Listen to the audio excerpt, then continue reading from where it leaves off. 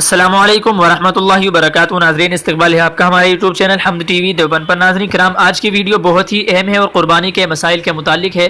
ناظرین کرام، آج کی ویڈیو میں ہم قربانی کے 100 مسائل لے کر آپ کے سامنے حاضر ہوئے ہیں۔ آپ سے گزارش ہے آپ اس ویڈیو کو زیادہ سے زیادہ شیئر کر دیجیے گا۔ جی ہاں ناظرین، اس کے اندر قربانی کے 100 مسائل بتلائے جائیں گے۔ آپ سے گزارش ہے آپ اس کو زیادہ سے زیادہ اپنے ہر مسلمان بھائی تک پہنچانے کی اس ویڈیو کو کوشش کریں، تاکہ وہ بھی قربانی کے مسائل سے وابستہ ہو جائیں اور قربانی کے مسائل کی معلومات انہیں ہو جائے۔ انشاءاللہ آپ کو اچھی معلومات ہو جائے گی۔ اور اگر آپ کو مزید کوئی معلومات حاصل کرنی ہو تو آپ اپنے علماء کرام سے، قریبی مفتیان کرام سے آپ رابطہ کر سکتے ہیں۔ چلیے ناظرین شروع کرتے ہیں۔ سب سے پہلی بات تو یہ کہ قربانی کس پر واجب ہے۔ قربانی ہر ایسا مسلمان جو عاقل، بالغ اور مقیم ہو اور اس کے پاس حاجات ضروریہ سے فارغ ایام قربانی میں بقدر نصاب مال موجود ہو، ایسے شخص پر قربانی کرنا واجب ہے۔ ایک گھر میں جتنے افراد میں مذکورہ شرائط پائی جائیں گی، ان پر الگ الگ قربانی واجب ہوگی، اگرچہ کھانا پینا سب کے ساتھ ہی کیوں نہ ہو۔ لہذا اس صورت میں اگر کمانے والے تینوں افراد صاحب نصاب ہیں تو ہر ایک پر الگ الگ قربانی واجب ہے، سب کی طرف سے ایک قربانی کافی نہیں ہوگی۔ قربانی کی موجودہ عبادت جو اسلامی روایات کا ایک روشن باب ہے، حضرت ابراہیم علیہ السلام کی قربانی کی یادگار ہے۔ حدیث شریف میں آتا ہے کہ حضور اکرم صلی اللہ علیہ وسلم نے فرمایا کہ ھذہ سنت ابیکم ابراہیم، کہ حضرت عبداللہ ابن عمر رضی اللہ تعالیٰ عنہ فرماتے ہیں کہ نبی کریم صلی اللہ علیہ وسلم نے مدینہ منورہ میں 10 سال قیام فرمایا اور ہر سال قربانی فرماتے تھے۔ ایک حدیث میں جناب نبی کریم صلی اللہ علیہ وسلم نے ارشاد فرمایا کہ قربانی کے دنوں میں اللہ تعالیٰ کے نزدیک انسان کا کوئی عمل قربانی سے زیادہ محبوب نہیں ہے۔ نبی کریم صلی اللہ علیہ وسلم کی عادت مبارکہ تھی کہ آپ عید کی نماز کے بعد عیدگاہ میں قربانی فرماتے تھے، تاکہ سب مسلمانوں کو اس حکم شرعی کی اطلاع بھی ہو جائے اور آداب قربانی بھی وہ سیکھ لیں، اور یہ بھی سب کو معلوم ہو جائے کہ عید سے پہلے قربانی جائز نہیں ہے۔ جناب نبی کریم صلی اللہ علیہ وسلم نے آخری حج کے موقع پر 100 اونٹوں کی قربانی فرمائی، جن میں سے 63 اونٹوں کا نحر آپ صلی اللہ علیہ وسلم نے اپنے دست اقدس سے فرمایا، باقی کو حضرت علی رضی اللہ تعالیٰ عنہ کے حوالے فرمایا۔ عید کی نماز عیدگاہ میں پڑھنا سنت ہے، اگر عیدگاہ قریب ہو تو پیدل چلنا افضل ہے۔ نماز عید سے پہلے کچھ نہ کھانا واپسی پر اپنے قربانی کے گوشت میں سے کھا لینا مستحب ہے۔ یہ کوئی واجب اور فرض نہیں ہے بلکہ مستحب ہے۔ عید کے دن خوشی ظاہر کرنا یعنی امساک سے پیش آنا، اپنے اہل و عیال پر کشادگی سے خرچ کرنا بھی مستحب ہے۔ نماز عید ہر عاقل بالغ مرد پر بشرط صحت و اقامت واجب ہے اور یہ 2 رکعت ہے۔ صبح سویرے اٹھنا، غسل کرنا، مسواک کرنا، اپنے اچھے کپڑے پہننا، نئے ہوں تو بہتر ہے ورنہ دھلے ہوئے ہو۔ عید الاضحیٰ کے دن نماز کے لیے آتے جاتے وقت بآواز بلند تکبیر کہنا، ایک راستے سے جانا اور دوسرے راستے سے واپس آنا، محتاجوں اور ضرورت مندوں کا خیال رکھنا اور عید کی خوشیوں میں ان کو شامل کرنا۔ 2 رکعت واجب نماز عید کی نیت کی جائے اور امام کے ساتھ تکبیر اولیٰ کہی جائے، پھر سبحانک اللہم پڑھا جائے۔ اس کے بعد امام 3 تکبیر کہے گا اور ہر تکبیر کے بعد بمقدار 3 تسبیحات کے ساتھ کھلے چھوڑ کر کھڑا رہے گا۔ اس دوران کچھ نہیں پڑھا جائے گا۔ تیسری تکبیر کے ساتھ ہاتھ باندھے اور چپ چاپ کھڑا ہو جائے۔ باقی یہ رکعت اور نمازوں کی طرح پوری کی جائے۔ دوسری رکعت جب امام پوری کرے تو رکوع میں جانے سے پہلے امام 3 تکبیر کہے گا اور تینوں کے ساتھ ہاتھ کھلے چھوڑنے پڑیں گے۔ بعد میں رکوع کو جانے کے لیے امام 4تھی تکبیر کہے گا۔ باقی نماز اور نمازوں کی طرح پوری کی جائے گی۔ نماز کے بعد دونوں خطبے سننا سنت ہے اور دعا خطبے کے بعد ہی کی جائے۔ 9 ذی الحجہ کی نماز فجر سے تکبیرات تشریق شروع ہو جاتی ہیں۔ تکبیرات تشریق ہر مسلمان عاقل بالغ پر فرض ہے۔ ہر فرض نماز کے بعد خواہ وہ جماعت سے پڑھی گئی ہو یا علیحدہ پڑھی گئی ہو، ایک مرتبہ بلند آواز سے پڑھنا ضروری ہے۔ خاتون کے لیے یہ حکم ہے کہ وہ آہستہ پڑھے، یعنی عورتوں کے لیے اگر امام بھول جائے تو مقتدیوں کو پڑھنا چاہیے، یاد آتے ہی اس کا پڑھنا ضروری ہو جاتا ہے۔ اگر پہلے کی قضا نماز ایام تشریق کے دنوں میں پڑھ لی گئی تو اس فرض نماز کے بعد بھی تکبیر پڑھی جائے گی۔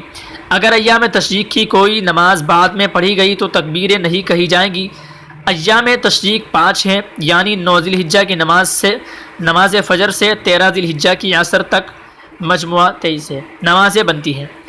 مسبوق نماز یعنی جو نماز کے درمیان میں شامل ہوا ہے وہ بھی اپنی نماز پوری کرنے کے بعد تکبیر پڑھے گا۔ نماز عید کے بعد تکبیرات تشریق پڑھنا جائز ہے۔ تکبیرات تشریق یہ ہے: اللہ اکبر لا الہ الا اللہ واللہ اکبر وللہ الحمد۔ قربانی ہر مسلمان عاقل بالغ صاحب نصاب اور مقیم پر واجب ہے۔ واضح رہے کہ نابالغ پر بھی بشرط غنی ہونے کے قربانی واجب ہے۔ نابالغ کی طرف سے اس کا باپ یا ولی قربانی کر لے تو یہ ان کے لیے مستحب ہے اور اسی پر فتویٰ بھی ہے۔ قربانی نعمت زندگی کا شکرانہ ہے اور حضرت ابراہیم علیہ السلام کی میراث کو زندہ کرنا ہے۔ مسافر پر قربانی نہیں ہے۔ قربانی کے دن متعین ہے، یعنی 9 ذی الحجہ کی 10 کی نماز عید کے بعد سے شروع ہو کر 11 اور 12 کی عصر تک۔ دیہات والوں کے لیے 10 ذی الحجہ کو صبح صادق کے بعد قربانی کرنا جائز ہے، مگر نماز عید سے پہلے شہریوں کے لیے ناجائز ہے۔ مستحب وقت پہلا دن نماز عید اور خطبہ سننے کے بعد ہے۔ قربانی رات کو بھی ہو سکتی ہے مگر مکروہ ہے۔ قربانی خود کرنا افضل ہے بشرطے کہ وہ قربانی کا طریقہ جانتا ہو۔ اگر کسی دوسرے سے قربانی کرائی تو کوئی حرج نہیں ہے، لیکن قربانی کے وقت اس کا موجود ہونا بہتر ہے۔ یہ کوئی واجب اور ضروری نہیں ہے، لیکن اگر وہاں موجود رہے جہاں قربانی ہو رہی ہے تو بہتر ہے۔ جس اونٹ کی قربانی کی جائے وہ کم از کم 5 سال کی عمر تک کا ہونا چاہیے۔ گائے اور بھینس کم از کم 2 سال تک کا ہونا ضروری ہے۔ دمبا اور بکرا 1 سال یعنی سال بھر کا ہونا ضروری ہے۔ واضح ہے کہ کوئی دمبا اگر 6 مہینے کا ہو مگر دیکھنے میں سال بھر کا لگتا ہو تو اس کی قربانی بھی جائز ہے۔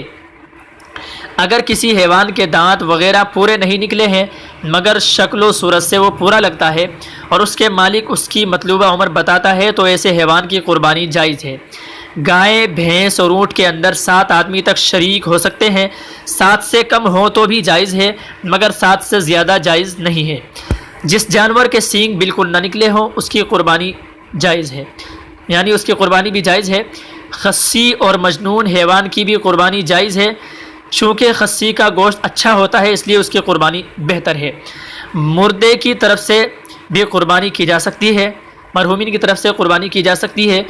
اس کی ایک صورت تو یہ ہے کہ اگر مردے کی وصیت ہے تو اس قربانی کا سارا گوشت فقراء ہی کو دے دیا جائے، غنی کو اس سے کھانا جائز نہیں ہے۔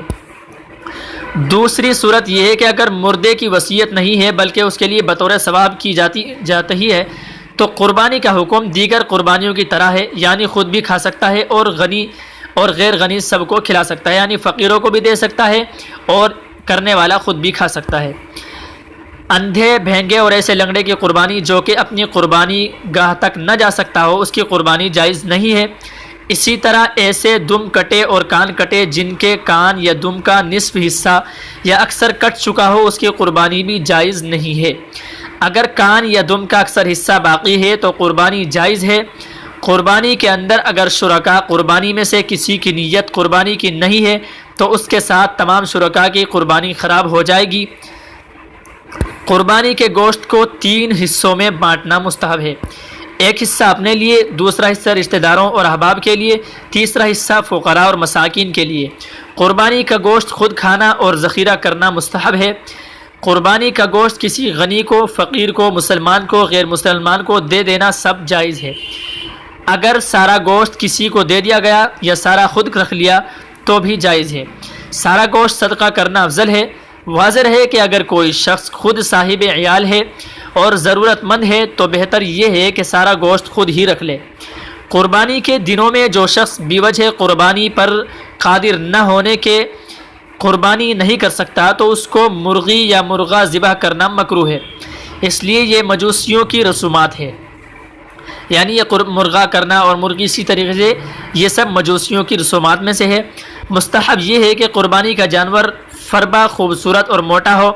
دمبے کی قربانی افضل ہے، بہتر یہ ہے کہ سینگوں والا، خوبصورت اور موٹا تازہ ہو۔ ذبح کرنے کا چھرا لوہے کا اور تیز دھاردار ہو۔ مستحب یہ بھی ہے کہ ذبح کرنے کے بعد کچھ دیر انتظار بھی کیا جائے یہاں تک کہ وہ حیوان ٹھنڈا ہو جائے اور اس کی جان بالکل نکل جائے۔ جانور کو تڑپانا نہیں چاہیے۔ لوگ کیا کرتے ہیں کہ جانور کو کھلا چھوڑ دیتے ہیں اور تڑپاتے ہیں، بالکل غلط بات ہے۔ ذبح کر کے کھال کا فوراً کھینچنا مکروہ ہے۔ یہودی یا عیسائی کے ہاتھوں کا ذبح کیا ہوا جائز تو ہے لیکن مکروہ ہے۔ قربانی کے جانور کو چند دن پہلے پالا جائے، اس کی خوب خدمت کی جائے، اس کے گلے میں پٹا یا اس کے اوپر شال ڈالنا بہتر اور افضل ہے۔ قربانی کے جانور کو قربانی گاہ کی طرف بہت اچھے طریقے سے اور نرمی کے ساتھ لے جانا چاہیے، اس کو مارنا اور تکلیف نہیں پہنچانی چاہیے۔ ذبح ہونے کے بعد اس کی شال یا پٹا صدقہ کر دیا جائے۔ قربانی کے جانور سے قربانی ہونے سے پہلے فائدہ لینا، مثلا دودھ نکالنا، روئی کٹوانا یا سوار ہونا یا کوئی اور کام لینا مکروہ ہے۔ اگر تھنوں میں دودھ موجود ہے تو اس کو ٹھنڈے پانی سے چھینٹے دیے جائیں تاکہ وہ سوکھ جائے، لیکن اگر دودھ نہ نکالنے سے حیوان کو نقصان پہنچتا ہے تو دودھ نکالا جائے اور صدقہ کیا جائے۔ قربانی کے جانور کی کھال کو صدقہ کر دیا جائے۔ واضح ہے کہ کھال اگر بیچ دی گئی تو اس کی قیمت لازماً مستحق فقراء کو دے دی جائے۔ اسی طریقے سے اگر کھال بیچ دی گئی تو وہ رقم فقراء کو پہنچانا ضروری ہے۔ قربانی کے جانور کا گوشت یا اس کی کھال بطور عوض کے قصاب وغیرہ کو دینا جائز نہیں ہے۔ کسی سیاسی جماعت یا رفاہی ادارے میں جانور کی کھالیں دینا درست نہیں، یہ خالصتاً مستحقین اور نادار لوگوں کا حق ہے۔ مسجد میں یا مردے کی تجہیز و تکفین میں کھال خرچ نہیں ہو سکتی۔ اس دور میں کھالوں کا بہترین مصرف دینی مدارس ہیں، جن کے نادار طلباء کی ہمہ کفالت تقریباً اسی تعاون سے ہوتی ہے۔ یوں دین کی نصرت و معاونت بھی ہو جاتی ہے اور نادار مستحقین کو اپنا حق بھی پہنچ جاتا ہے۔ مدرسے کی تعمیر یا اساتذہ اور ملازمین کی تنخواہوں میں کھال کی قیمت بھی زکوٰۃ فطرے کی طرح خرچ نہیں ہو سکتی۔ واضح رہے کہ اہل علم اس بات کا پورا اہتمام فرماتے ہیں کہ اس قسم کی رقموں کو یعنی پیسوں کو طلباء ہی پر خرچ ہوں۔ ہم نے بھی یہ مسئلہ اسی لیے مزید وضاحت کے طور پر عرض کر دیا۔ ذبح کرتے وقت زبان سے نیت کرنا غیر ضروری ہے، دل میں نیت کی جائے اور زبان سے بسم اللہ اور اللہ اکبر کہنا ضروری ہے۔ ذبح کرنے سے پہلے یہ دعا پڑھی جائے: انی وجہت وجہی للذی فطر السماوات والارض حنیفا وما انا من المشرکین قل ان صلاتی ونسکی ومحیای ومماتی للہ رب العالمین لا شریک لہ۔ ذبح کرنے کے بعد یہ دعا پڑھی جائے: اللہم تقبلہ منی کما تقبلت عن حبیبک محمد وخلیلک ابراہیم علیہم السلام۔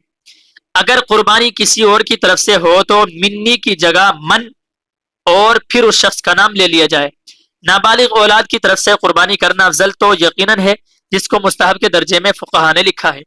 کوشش اس بات کی جائے کہ جانور خریدتے وقت 1/3 سے زیادہ عیب والا نہ ہو تاکہ اختلاف سے حفاظت رہے، مگر کہیں ایسا جانور آ گیا جس کے اندر 1/3 سے زیادہ اور نصف سے کم عیب پایا گیا تو اس کی قربانی بھی درست ہوگی، کیونکہ مضبوط اور فیصل قول یہی ہے۔ شرکا قربانی کے لیے یہ تو افضل ہے کہ سب کی نیت قربانی ہی کی ہو، لیکن اگر قربانی کے علاوہ اور قربت یعنی ثواب کی نیت سے قربانی کر لی گئی، مثلا بعض شرکا قربانی کی نیت سے شریک ہیں لیکن بعض عقیقے کی نیت سے شریک ہیں، یا بعض شرکا نے نفلی قربانی کی نیت کی ہے یا ولیمے کی نیت کی ہے، تو یہ جائز ہے۔ اسی طرح کسی مرحوم کی طرف سے بطور ثواب کی جو نیت کی جاتی ہے، یہ سب چونکہ عبادت کی قسمیں ہیں اس لیے قربانی جائز ہوگی۔ جہاں تک ہو سکے سب شرکا کی نیت قربانی ہی کی ہو تو یہ زیادہ افضل ہے۔ اگر قربانی مرحوم کی وصیت کے مطابق مرحوم کی طرف سے ہو یا قربانی کرنے والا نذر کی نیت کر چکا ہے تو وصیت اور نذر کی قربانی کے گوشت میں سے نہ خود کھا سکتا ہے اور نہ کوئی غنی یعنی مالدار کھا سکتا ہے، بلکہ سارا کا سارا فقراء کو خیرات کیا جائے گا۔ ایصال ثواب کے لیے مرحومین یا بزرگوں کی طرف سے جو قربانی بعض لوگ کرتے ہیں، یہ بہت ہی بڑے ثواب کا کام ہے، اور اس قربانی کا گوشت بھی اپنی قربانی کے گوشت کی طرح استعمال ہوگا۔ اگر کسی نے قربانی کا جانور قربانی کی نیت سے خریدا ہے اور بعد میں اور لوگوں کو اپنے ساتھ اسی جانور میں شریک کرنا چاہتا ہے، تو اگر جانور خریدتے وقت اس نے اور لوگوں کو شریک کرنے کی نیت نہیں کی تھی، تو اب اگر یہ شخص صاحب نصاب ہے جس پر اپنی قربانی واجب ہوتی ہے تو اس کے لیے ایسا کرنا مکروہ ہے۔ اگر یہ شخص صاحب نصاب نہیں ہے، فقیر ہے، تو دوسروں کو شریک نہیں کرے، کیونکہ خریدا ہوا جانور اس کی نیت کی وجہ سے لازماً اس کی طرف سے قربان ہوگا۔ اسی طریقے سے اگر شرکا قربانی میں سے کوئی مر گیا تو مرحوم کے ورثاء کی اجازت سے یہ لوگ قربانی کر لیں۔ اگر ورثاء کی اجازت کے بغیر قربانی کر لی گئی تو یہ جائز نہیں ہوگا، کیونکہ مرنے کے بعد مرحوم کا حق ورثاء کو منتقل ہوا ہے، اب ان کی اجازت کے بغیر قربانی کرنے سے ساری قربانی خراب ہو جائے گی۔ عید کے دن عید کی نماز کے بعد عید کی خوشیوں میں ایک دوسرے سے مصافحہ یا معانقہ کرنا عید کی خوشیاں سمجھ کر جائز بلکہ مستحسن ہے۔ صحابہ کرام رضی اللہ عنہم اجمعین جب تک ایک دوسرے سے عید کے دن ملاقات کرتے تو تقبل اللہ منا ومن کا کہتے۔ ناظرین کرام، یہ تھے قربانی کے 100 مسائل جو ہم نے آپ کے سامنے رکھ دیے ہیں۔ امید ہے کہ آپ کو یہ تمام مسائل سمجھ میں آ گئے ہوں گے اور آپ اچھی طریقے سے ان کو سن چکے ہیں۔ آپ سے گزارش ہے آپ اس کو زیادہ سے زیادہ شیئر کر دیجئے۔ اگر آپ کوئی بات نہ سمجھ سکے ہو تو آپ کمنٹ باکس میں معلوم کر لیجئے، ورنہ آپ اپنے قریبی علماء اور مفتیان اعراب سے رابطہ کر سکتے ہیں، وہ آپ کو انشاءاللہ اچھی طریقے سے سمجھا دیں گے۔ چلیے ناظرین، پھر ملتے ہیں کسی دوسری ویڈیو کے ساتھ۔ اللہ حافظ، السلام علیکم ورحمۃ اللہ وبرکاتہ۔